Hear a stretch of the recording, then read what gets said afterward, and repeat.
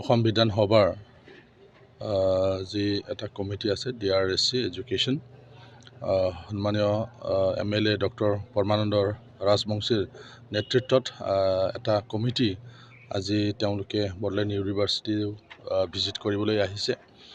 তেওঁৰ লগত মুঠ 5জন আমাৰ সন্মানীয় MLA সদস্যসকল আছে। মই স্থানীয় বিধায়ক হিচাপে মই সহযোগ কৰিছোঁ। এতিয়ালৈকে মিটিং হোৱা নাই, মিটিঙত আলোচনা কৰা হ'ব।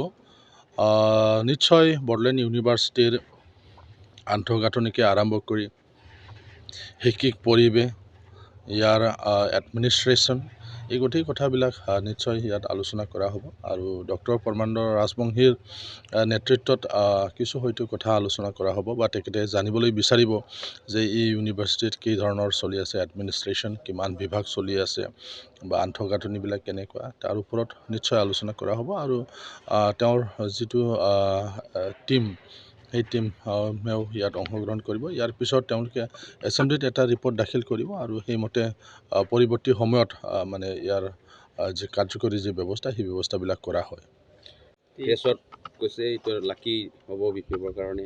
চাওক, এই কথাবিলাক আমি টেলিভিশ্যনত দেখিছোঁ, মিডিয়াত আমি দেখিবলৈ পাইছোঁ, ইলেক্ট্ৰনিক্স মিডিয়াত বা প্ৰিণ্ট মিডিয়াত, কিন্তু আচলতে সেই ধৰণৰ হোৱা নাই।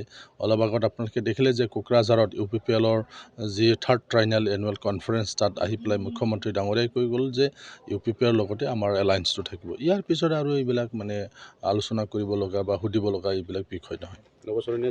তেওঁৰ দলটো বেলেগ এটা সুকীয়া এটা দল।